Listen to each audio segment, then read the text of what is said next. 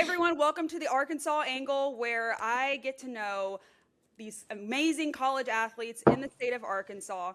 Our guest today is Sanu Jallow-Lockhart. She is a track and field athlete at the University of Arkansas. She is very accomplished. She runs the 800 meters and is a school record holder in the indoor and outdoor levels of that event. So incredible stuff there from her. I want to talk to you, Sanu, about how you got started in track and field. I know you were born in Gambia and then you came to the United States when you were 9 and grew up in North Carolina.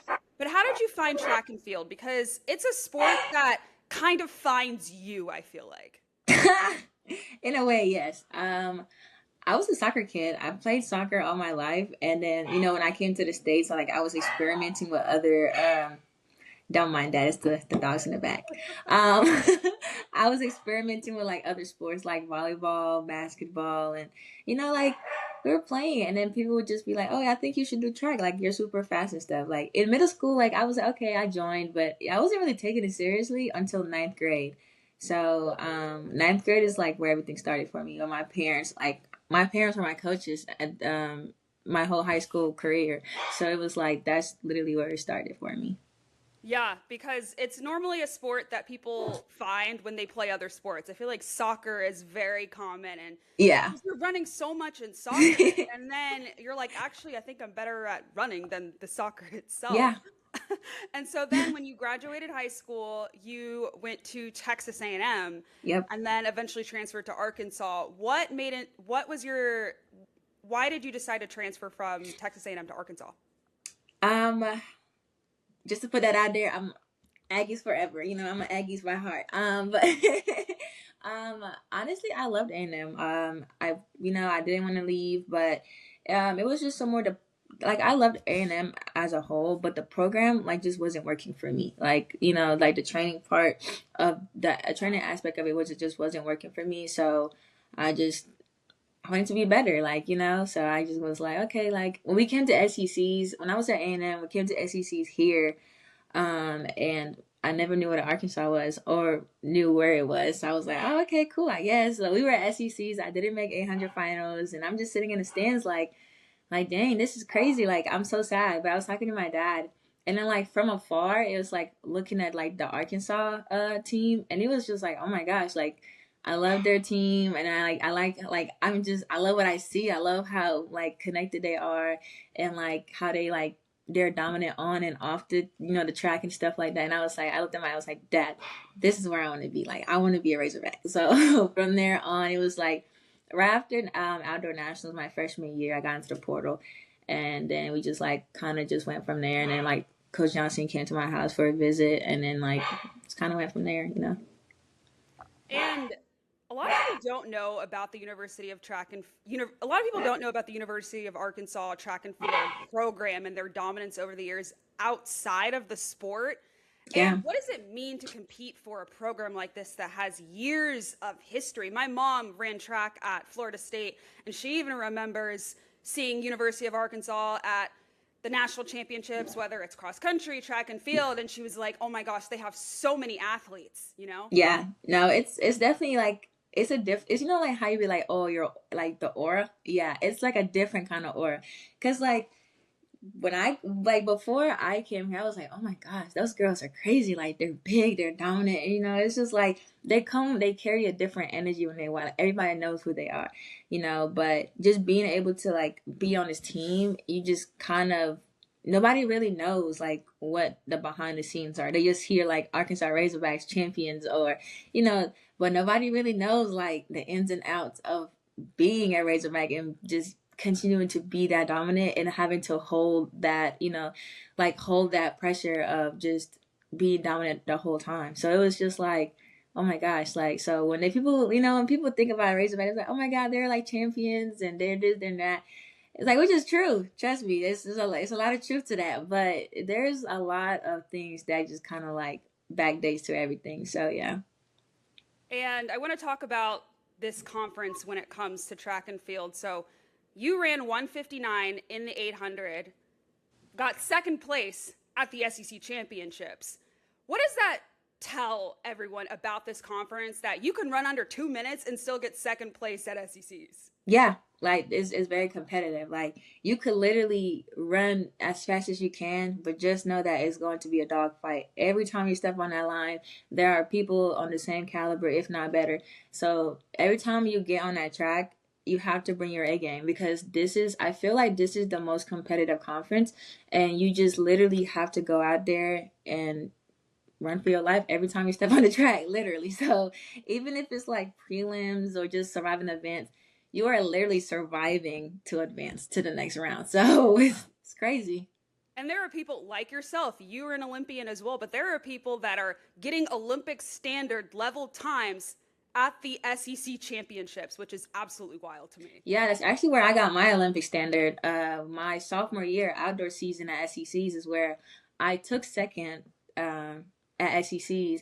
And that's that day, literally, I was like, oh, I just took second. Oh, forget that. I just hit Olympic standard and went under 2 minutes. So I couldn't, I couldn't complain. I was really like joyful. But yeah, that's literally where I hit my standard at to go to the Olympics. And talk about that experience. I mean, you were what, like 21 years old when you were Yeah. at the Olympic Games in Paris in 2024. Talk about that experience and when you got that Olympic standard time. When I got the Olympic at the time, I knew that I knew the time that we had to run to get to the standard. I just didn't know in the moment that I hit the actual standard. I was just really happy that I hit under 2 minutes for the first time. That was like the most like hoorah thing I could have ever done. So when I finally found out that I actually hit the standard, I was like, wait, what? So it was like, oh my gosh, like this is so surreal. I've always wanted to go to the Olympics. I never really thought I was going to go to the Olympics for track, to be completely honest. I thought I was going to go to the Olympics for soccer because I was like Oh. really obsessed with like, Alex Morgan. Always, I'm like, oh yeah, I'm going to be her teammate one day, just like, the little girl dreams. And just knowing that, like, oh my gosh, I'm going to Paris. Like, I'm going to the Olympics. My dreams are actually coming to reality. So it was just like, it was it was a dream come true. And then when getting to the Olympics, it was just like, oh my gosh, like this is so crazy. Like you're seeing all the people that you would ever see on TV, like Steph Curry, LeBron, and Simone Biles, and everybody, Coco Golf, everyone that you could ever think of, like looking up to and everything, they're literally right there with you. So I'm just like, wow, this is crazy. Like I'm literally in the same space as the people that I see on TV and wish to be around. So it was just an amazing experience. Like everyone supported everyone. No one thought they were better than anyone. People just kind of like mingled and kind of got along. So that was really cool. And what some people might not know is at the University of Arkansas and the track and field facilities, there are Olympians, Olympic hopefuls walking around, training with you, people that didn't Yeah. even attend the university. And so, what does it mean to you to have professional athletes literally in your backyard able to push you? Oh no, it's great. Sometimes like when we train with them, like coach literally has to tell us, so I don't want no one competing today. Just chill. And even with that, it's sometimes kind of hard because it's just like in our competitive nature to just go get it. But it's really good to have them around because they literally are going through the same thing that we're going through. We're dying together, but it's like everyone's in pain, but it's like we're enjoying it together. Let me not say enjoy too much, Yeah. but but we're like kind of going through it together, and they don't really like think that they're better than us because they're pros or they're on a different level.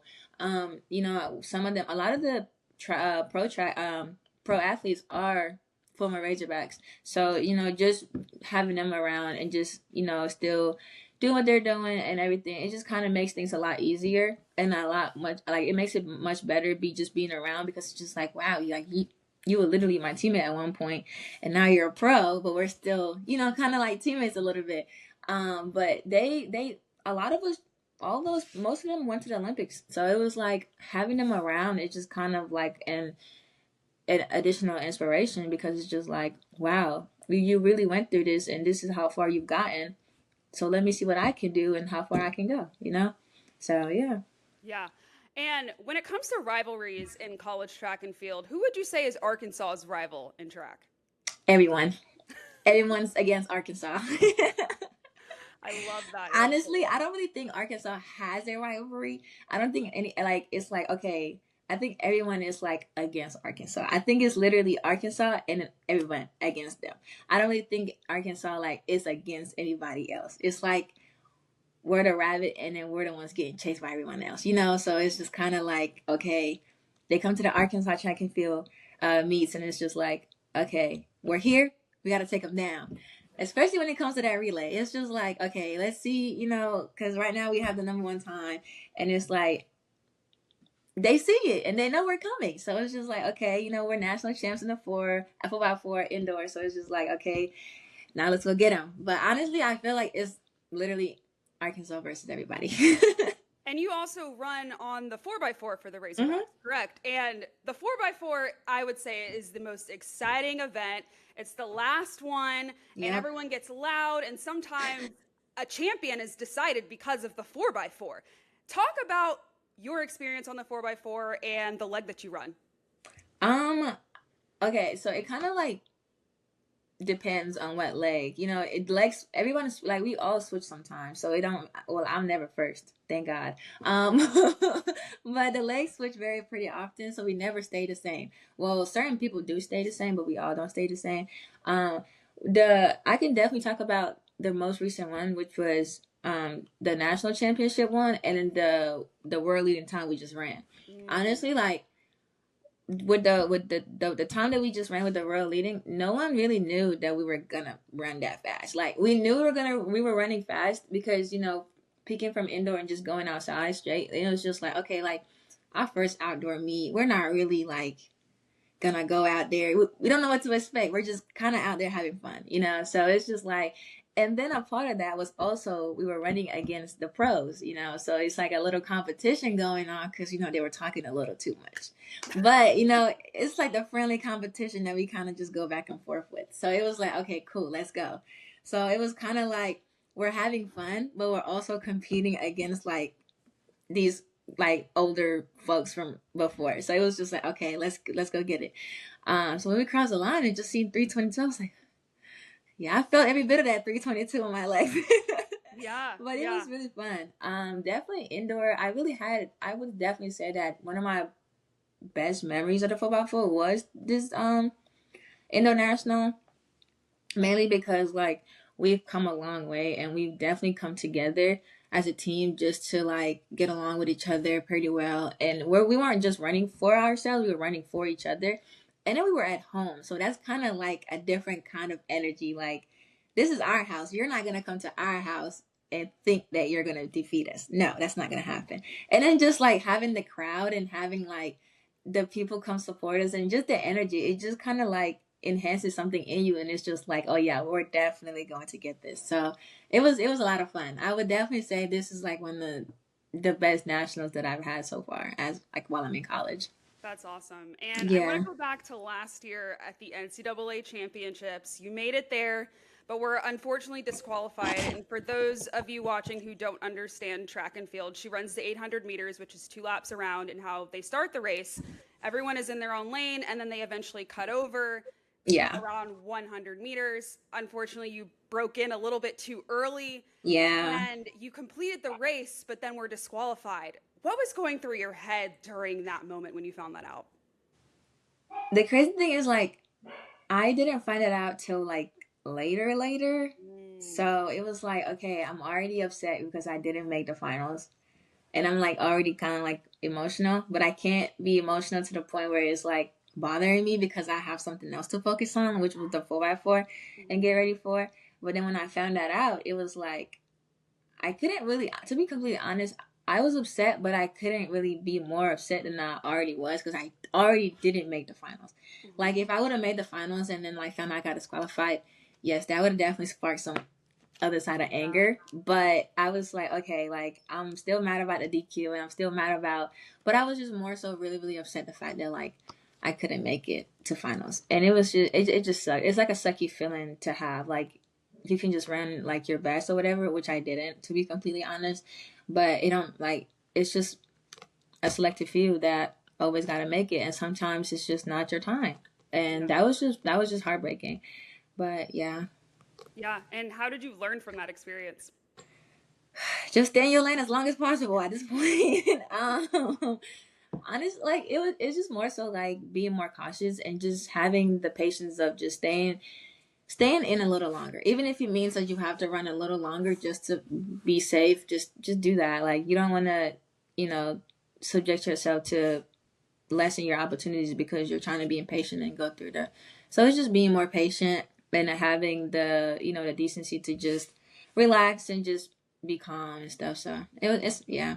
And you guys host several home meets at the university. What would you say to any Arkansas fans who don't really know much about track and field, but they might be in town? What would you say to them to get them to come out to watch you guys run? Um, honestly, every time that we have meets and stuff, it's a show. Like we have the world's best of the best. Like Noah Lyles was just literally here. Like we literally had the like we were ranked in the world like top 5 most atmospheres to be at.